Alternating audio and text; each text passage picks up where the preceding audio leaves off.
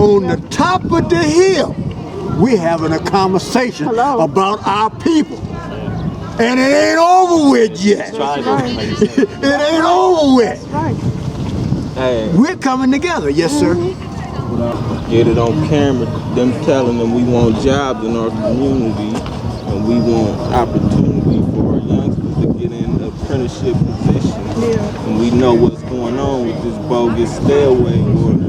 Got into it at 10, so I had to isolate, but I was going to the school, isolated school, James Lick, by myself, but I was carrying, they called me WAP. I used to, have a different presence, but I wouldn't trying to bring bro, I always been like, it's cool, man. I ain't really, I'm trying to handle my business, but I'm not about to take no, you know what I'm saying? So that's all I was. And everybody from Harbor, from Delray, from Kirkwood, they already knew a different force of me, like, you know what I'm saying? He cool, but don't, you know what I'm saying? Just keep it cool. Just to serve our community, and then that's why I tell people, like, if you want to go get a guard's card, go get your gun license. We got the right to bear arms. We got this. So go ahead, get your rights. You get your stuff up to par. You feel me? That's what I always believed in. Because if I would have had this at the times that I carried out everything that I carried out, I was in self-defense mode. Anytime that I carried out anything, I was never the aggressor. Like trying to do this or coming through over there or somewhere and trying to go air out their whole block. Because I know I got family over here. I got family in Delray. I got some family in Sunnyvale, Fillmore.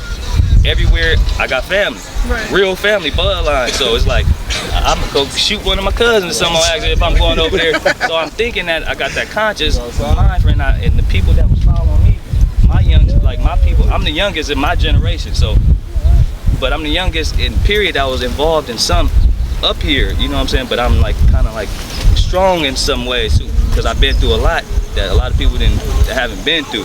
Seen from the movies, everybody used to come to my grandma's house, the black from Kirkwood, everybody that was a factor within this from anywhere, you know what I'm saying, been around my family, or I seen them and took heed to the good advice, not really to the negative advice. I seen the negative stuff, so, but I'm taking heed to the good thing, but I took my own course in life, you know what I'm saying, and then I kind of, now I'm back here, so I listen. I listen to y'all, you know what I'm saying? We listen, but some of us just, it's hard to even like express ourselves because the pride is the shit, that the confidence that kind of got taken away from us, like with the school and the education decrease. I never wanted to do no presentations and stuff, because when I got up there, I'm so soft-spoken and I can talk, I can do this, but to speak up, and it get me nervous, like sweating and stuff, like, oh damn.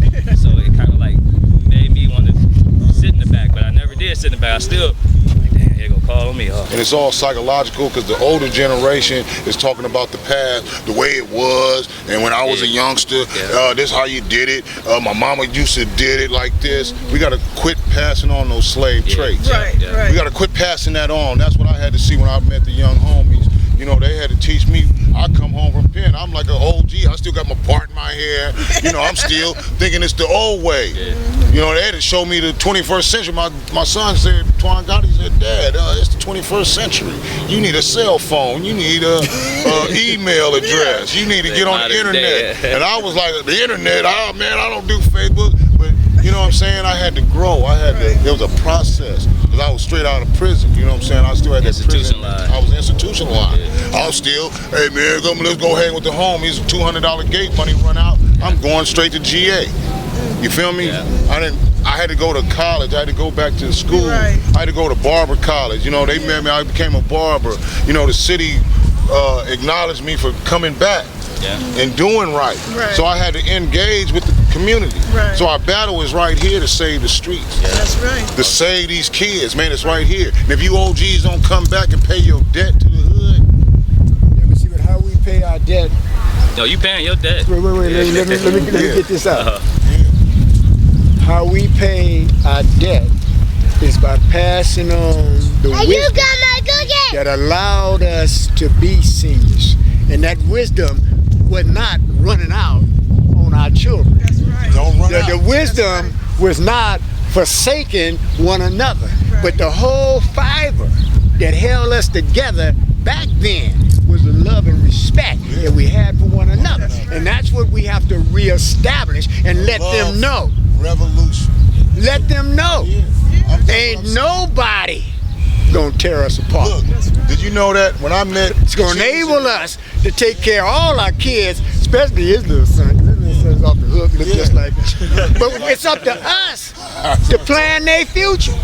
Now, we can't do that by forsaking them. We can't forsake. Well, we have to let them know that they are our future, and we are there behind them. We used to say. Behind them. Right. So when they stand up and get to talking, and they turn around, we right there. We right there. This is a father and son, and I love the way the son is growing up like the father. I met the son, and it's in his bloodline, and guess what? He inspired me to get back in the movement. I gave up on the movement. He brought me back to the movement. You thought you was alone. I thought I was alone. Make it difficult when you think you're just by yourself and you're trying to fight this battle. Yeah, fight this battle. I thought everybody gave up on the game. Yeah. And then he was saying, took up the torch. He wanted to grow fruit trees. This is the first brother I said want to grow fruit trees and give jobs and feed the community, and he's done it all. That's a wonderful idea. So no matter what they try to, way they try to paint this brother, this is a good brother. He's a good brother, but what I like about him is that he sees no limitation on terms of the positions we need to have around. He go in the office. He's a go-getter. I don't see no black guys, or we need some black guys up in here. He wants equality. This brother talks about equality. That's what I said when he was talking about equality. I said, he's a young Huey Newton. Come on, man. Let me talk to you. And when he did that, it inspired me, didn't it? I went he said, let's go to this meeting. They're going to shut down this. We're going to City College. They got a whole lot of new development, and we need to know this. They got a whole lot of new development going through city planning right now to build condominiums and everything on 3rd Street without any government assistance. This is private dollars trying to get in our community, and we need to be right there at city planning, letting them know, hey, you gonna come in here, you ain't gonna do it without us. You ain't gonna, we gonna. Hey, I'm gonna tell you about Lenard. Movement to come over there, nobody ain't know. But one thing about the thing about Lenard that's good, we right on top of his butt. He haven't built one home yet. If a corner gets sold, we right on top of him. All we gotta do is get our people together. We want black Boy Scout programs up here. We want everything you think of. They got the youngsters, right? And they got these seniors that just don't got no hope in the youngsters. I'll go to jail and this, that. But these the ones that kind of turned their back on us. The only senior that's gonna give you directions is the one that got what you need in him. So you can't expect someone that don't have it to give it to you. The majority of our people are followers, but that senior that comes out, like this young gentleman here, you know, I ain't gonna get him to tell his age because you be calling him OG, that come out to share something with you. That's the one that got it in you. We can't look to that senior that don't seem to have the wisdom to stand up for our young people. If it ain't in him, what you gonna force that on him for? So they ain't too smart anyway. The majority of us are followers. But when our leader do show up and he's sharing the wisdom, That's what they do. all you do is just go on and get it. But at the end of it, at the bottom core of it, it's about exploitation, it's about capitalism, and it's about Telling on each other. slaving the mentality of our community. And that's what they're doing. The school system is failing the young homies. Nobody's coming to see why this young kid not coming to school. I mean the basics, man. They don't care. There's a lot of money being made off the backs of black women. At one time, they wouldn't come over here. It was white flight. They won't want nothing to do with where black people live and dwell. Now we can't get them out of here. What's wrong with that picture? It's exploitation. And though we sitting on some prime real estate land. To the civil rights movement, just right after it, they start shutting them down. The IRS was shutting them down. The police were shutting them down. And then all of a sudden, sudden it's become Chinatown. It becomes International Boulevard. No more East 14th Street. You want something from the store? No, it was before Jerry Brown. It was right after the Civil Rights Movement. They had Jenkins Barbecue. The IRS went after Jenkins and put him out of business. Then the police went after the store, and they shut everything down. I ain't gonna lie. But now they got a Chinatown economic district in Oakland. They got a Hispanic, Latino business district in Oakland. They don't have no black business district in Oakland. None. They shut them down. The whole revolution has to be an economic revolution. That's what we need to do. We need to have an economic revolution. For reaching for his wallet. Yeah. This ain't the first time. That story old.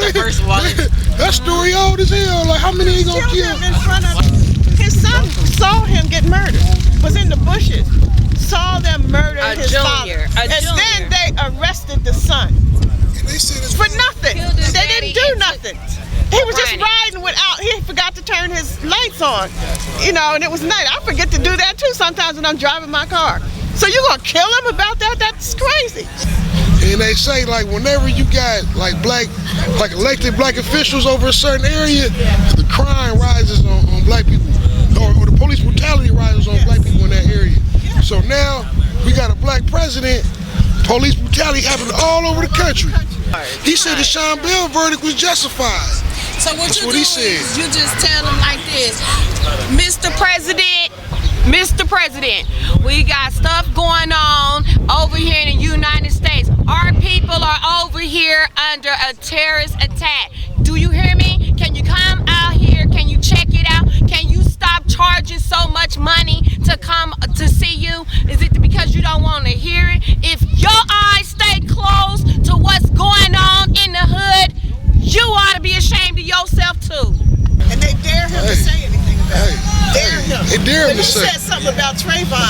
They were all over him. The Republicans were all over him. But even what he said, he tried to say a little statement.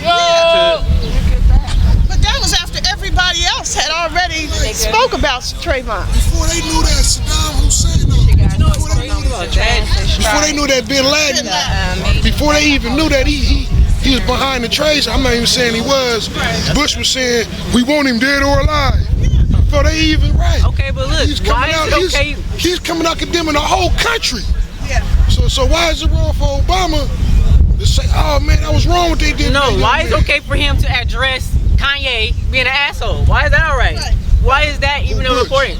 No, Obama. And with the little white girl NBA and NFL lockdown. Why is that all right? Talk about that. But he can't address a murder. You feel me? Shot. Cold blood, though. And then he allowed them to go to Africa, to Uganda, to kill this guy named Cooney. As if Africa is the only place where blacks are being exploited. But they're not doing nothing about right here, where our young men are being murdered and exploited. No.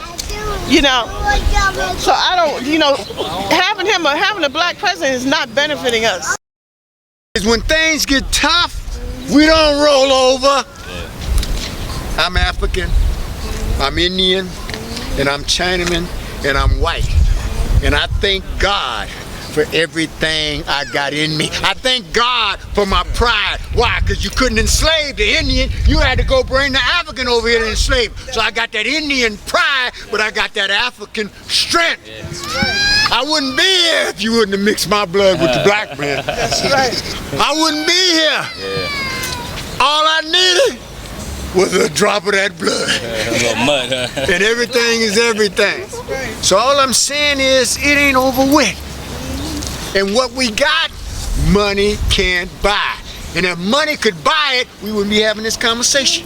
We're having a conversation around the love and respect we have for one another. And the pride we have. Ain't nobody no better than us. You couldn't conquer that tiger by yourself. But 3 or 4 of them warriors get up out there, you see his teeth on their neck.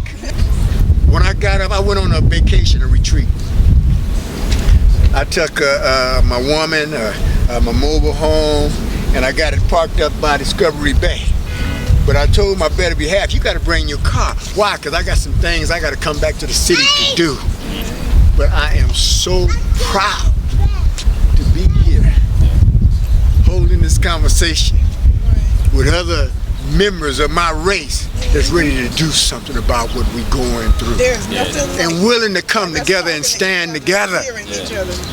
So I feel good. I'm glad. You know, it was hard for me to get up. You know, my mobile home was all warm and stuff. You know what I'm saying?